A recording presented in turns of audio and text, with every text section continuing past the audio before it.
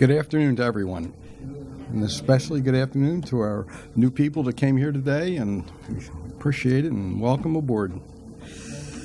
On this day of rest, which we sure all need, one day a week, a day of rest, and to honor our Creator, which is a wonderful thing. Well, brethren,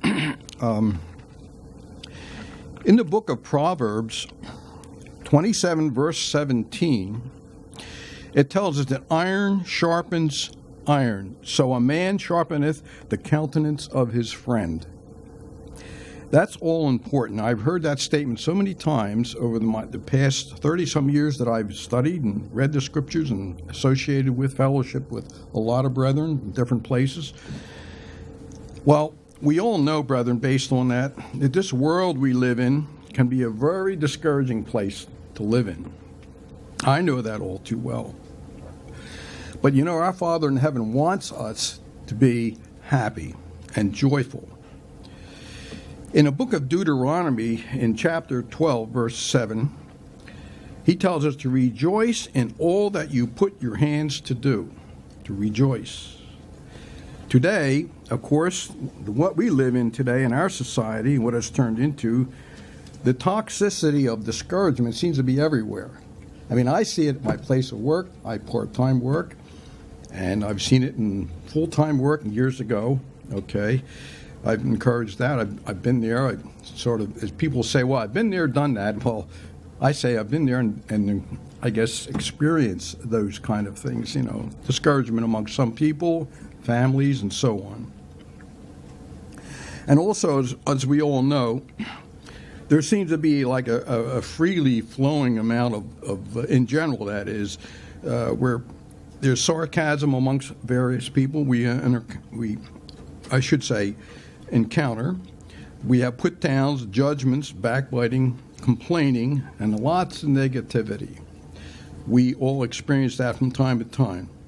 But you know, our Father in heaven wants us to be above all this. He wants us to be far above it, and for good reason.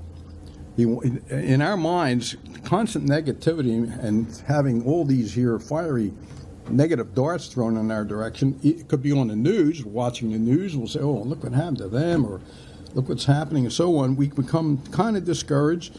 But, you know, many of these things are the fault of the people themselves and countries and leaders especially. And I personally, myself, I fault a lot with the leaderships of various countries around the world and what they're doing, saying, the laws they pass, and so on.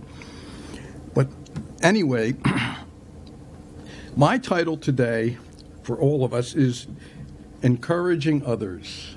How do we do that? Okay, we can do it. Our Father in heaven wants us to do it.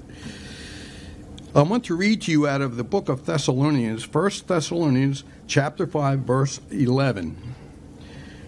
Therefore, encourage one another and build each other up.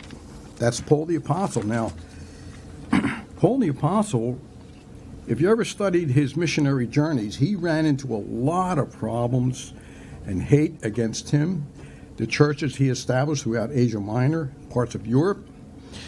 But he never became discouraged.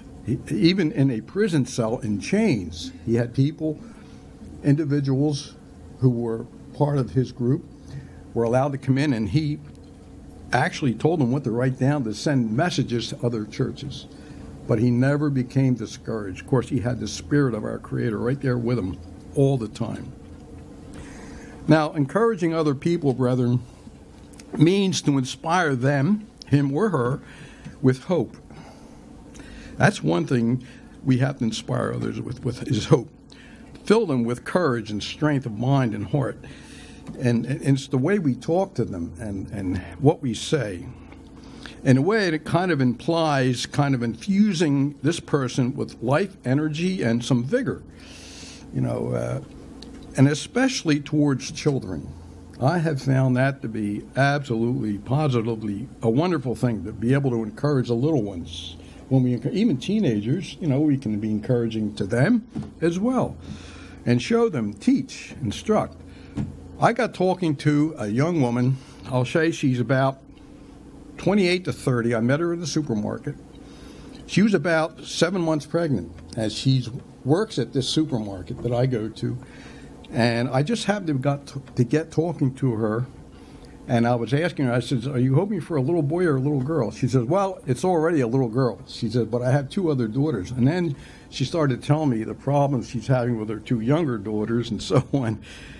And she says, my one daughter's awfully mean. I says, where's the father involved in all this? I says, teach and be encouraging to them and show them the right way, because that's how they're going to learn, is from mom and dad, the first examples.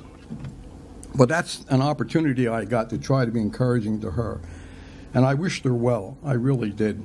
And but anyway, every time I go in there now, she smiles at me. She sees me coming in and down the aisles and so on in the shop, and she does give me a smile, and she says, how you doing? I said, I'm fine. She says, how are you today? And she be encouraging to others, people we don't even know, so which is a wonderful thing to do. And they remember you, too. You go in there again, buy something, to, oh, yeah, I remember. And it's encouraging to the person giving the encouragement to know that they're responding. Okay, so being this way towards children, brethren, is extremely important. If you look at Matthew chapter 19, if you'll turn there for a moment, I'm going to read to you verse 13 to 15. 19. This is what our Messiah Jesus did. He's the best example I think we have anywhere at any time. Here is what it says. Then there were brought unto him, that is our Savior, little children, that he should put his hands on them and pray. And the disciples rebuked the children. Now imagine that. The disciples telling them, get out of here, don't bother the Messiah. It's not the way our Messiah felt. It's not the way Jesus reacted. He loved children. He just loved them and wanted them to get to know him. So here's what he says. But Jesus said, suffer the little children and forbid them not to come to me, for of such is the kingdom of heaven. For such, and he laid his hands on them, and then he departed from there. But he taught his apostles and followers a lesson, that you don't shove children away. You don't push them aside and forget them, because they're human beings too. And believe me, I have learned, and just by observation, that the little ones are taking in lots of information, tons of it. When they're very little, they see, they feel.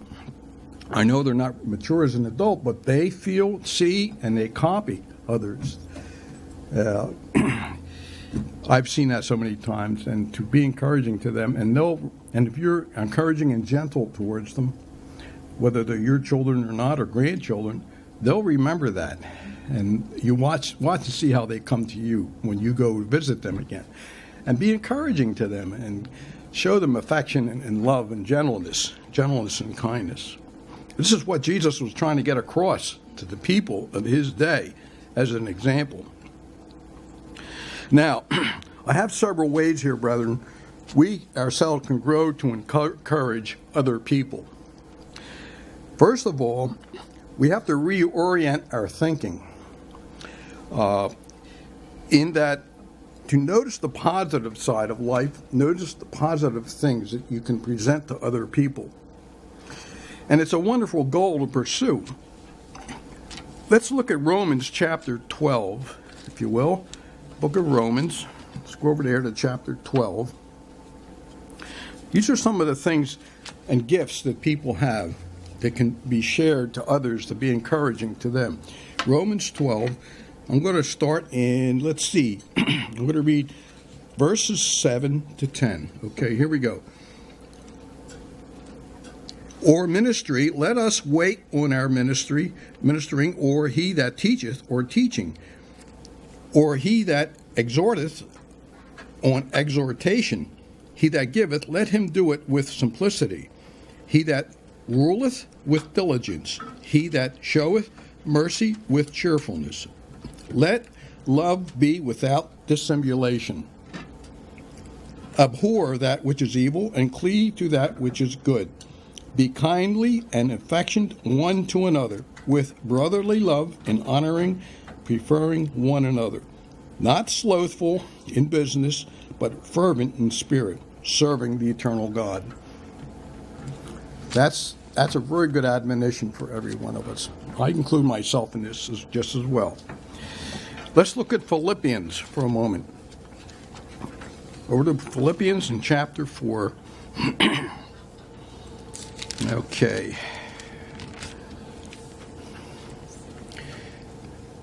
In verse 8. Philippians 4 in verse 8. It says, finally, brethren, whatsoever things are true, whatsoever things are honest, whatsoever things are just, whatsoever things are pure, whatsoever things are lovely, whatsoever things are of good report, if there be any virtue and if there be any praise, think on these things. Think on them. Now, the second thing that can help us out, brethren, is to pray to our Creator in heaven, to help us appreciate others and recognize when they need encouragement. I'm sure all of us in here, from time to time, in our jobs, schools, in our neighborhood, in our own homes, with our own families, we may have encouraged, and we probably did. I know I did. I know if I did, I know you folks did, at one time or another, recognize when someone needs encouragement. Okay, it could be a family member, could be a fellow student, could be a fellow worker, at any time. And I have made it a point myself that when I see somebody really discouraged and they just start talking me about it, and I try to admonish them and kind of help them out, give them some encouraging words to help them out. Because believe me, there's so many people out there that don't know how to get encouragement, who to go to. I mean, I've had people say, well, who am I going to go to this time, or something like that, and I'm sure we've run into that problem.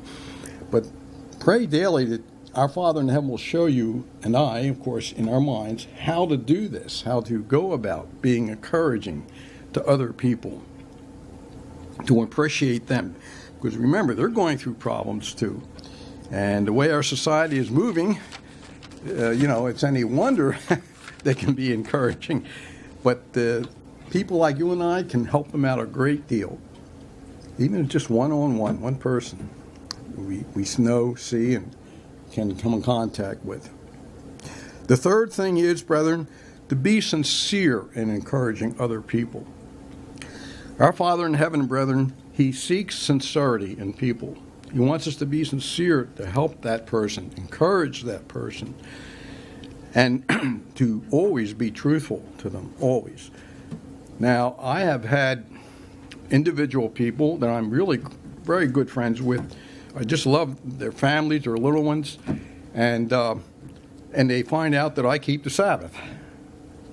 And I have this young woman and her husband, and said, "Oh, you keep the?" I said, "Yeah." I said, "I don't keep Sundays anymore." I says, and I didn't go into a lot of detail because they are more or less of the Protestant version of worshiping our Creator. See, and that's all based on Roman extractions of ancient Roman pagan ideas that filtered into religion, and our Father in heaven certainly doesn't condone that, nor did He sign His name to it in any way. But I told him, I said, I keep the Sabbath as is written in the Scriptures, seventh day, sundown Friday night to sundown Saturday, and I told my boss that before he hired me on. I said, will not work Friday into Saturday. I said, forget it, not even Saturday night, because I know would happen. They would have me come in, and then they'll say, well, look, we need you on Saturday. I said, well, I can't. He said, well, usually you work Saturday night. They can go back and find a reason to try to discourage you or I to break the Sabbath. But I said, no, won't do it. And so far they've honored that request, my boss. He seemed to be all right with it. I think most employers will honor it.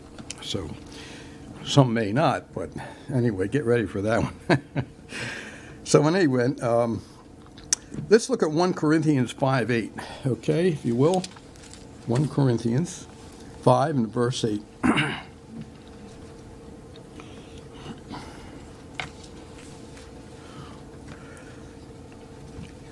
To have the unleavened bread of sincerity and truth. Okay, that's one of the things when we're working with people, brethren, is to have this here encouragement to them in truth and in sincerity all the time, every time. Now,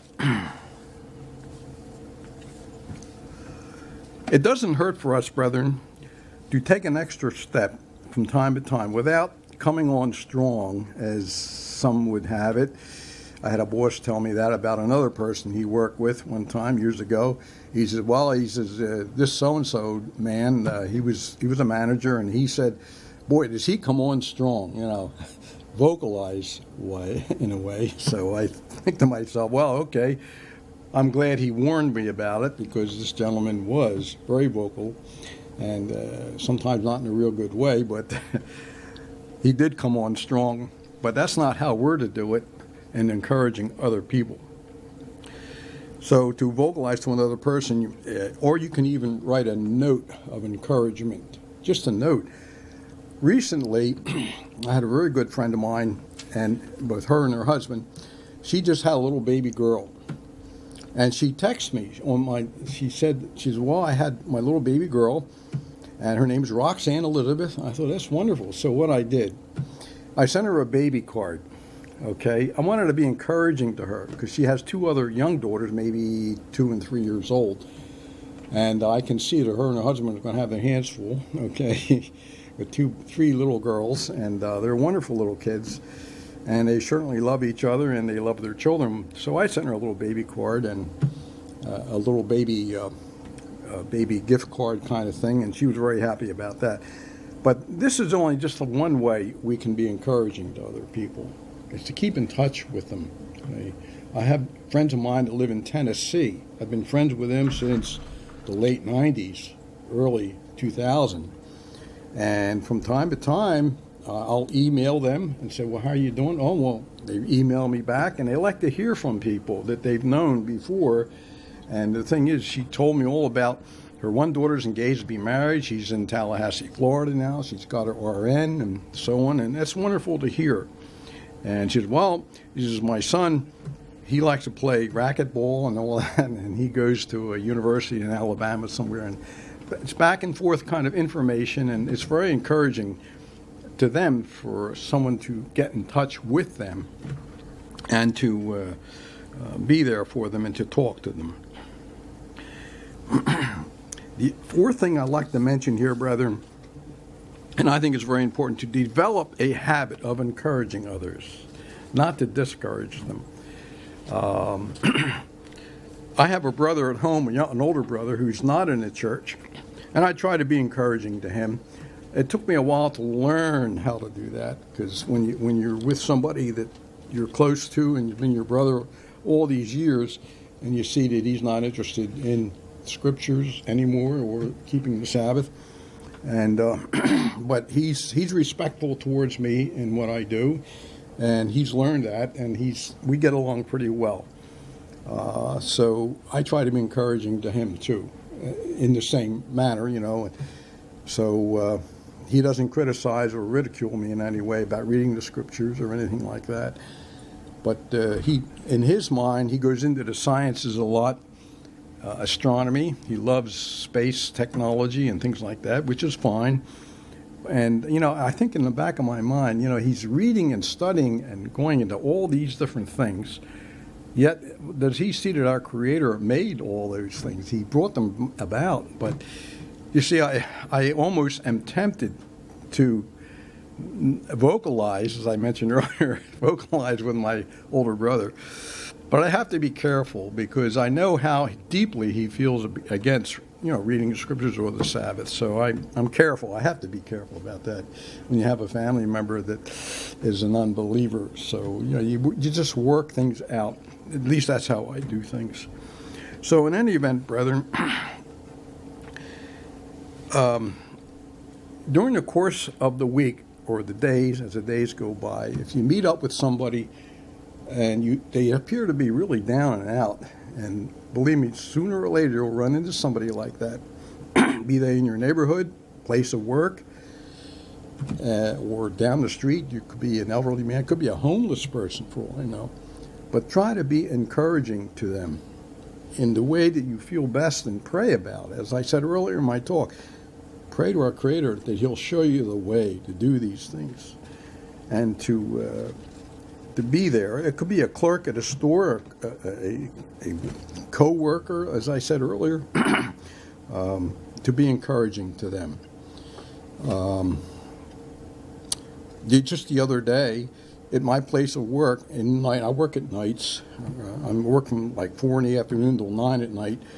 I'm in the deli department, and it's interesting for the people I work with. And I try to, they look at me because they say, well, this is an older man. I mean, can he do the job and all that stuff? I come under some criticism on that because I am an older person, but I stick with it and work. And this one lady, her name is Karen. And she says, well, I'm with you tonight. What's going to happen? So I said to her, I says, Karen, I said, it's full steam ahead. And I use that term all the time, and that kind of gets her going, full steam ahead. We just do the job, do the best we can, and clock out at the end of the night. So that's the way it happens. Just to be encouraging to her. And she appreciates that. He said, well, I guess we're all done. We can all go home. I said, okay, fine with me. And I just try to be happy. And customers, too. I meet up with a lot of customers. And I 90% of the time, I get a thank you from them. Most customers, they thank you for your efforts to do the job right and slice the product right, the right weights and all that. And it does help. So I want to read to you several verses here. Well, let's go to Acts, the book of Acts, in chapter 20. It says here it is more blessed to give than to receive. And it is. Give of your time. If you can help someone financially, give of that as well. And your time and efforts. In Psalm 50, in verse 23, brethren, it tells us in there, whosoever offers praise glorifies me. Our Father in heaven tells that in the book of Psalms, written by David. To him that ordereth his conversations aright, salvation of Yahweh, I will show salvation to him from Yahweh. So our Father in heaven sees all and knows all how we conduct ourselves. So, brethren, the whole thing of it is to, the best we can in our lives, is to be encouraging as much as we can. Even though we may feel discouraged, pray about it because it'll work out one way or another. And if you want a good example of that, look at our Savior himself. He was an encourager all the time during his ministry on this earth. And 1 Corinthians 13, I'll just read that. That will be my final verse here, 1 Corinthians 13. It's about having charity, and being encouraging to others is a way of having charity towards them. But here's what it says here, 1 Corinthians 13, verses 4 to 7. Charity suffers long and is kind. Charity envies not. Charity vaunteth not itself. It is not puffed up. It does not behave itself unseemly. It seeks not her own, and is not easily provoked. It thinks no evil. Rejoice not in lawlessness or iniquity, but rejoice in the truth. Bears all things, believes all things, and hopes all things, and endures all things. And charity never fails. It never fails. So, brethren, let's keep that in mind as much as possible. I know it's not easy because we run into bumps and scrapes in our lives in different ways and shapes, but continue to pray every day. It works. Prayer does work, and it's a beautiful and wonderful thing. And be encouraging to one another.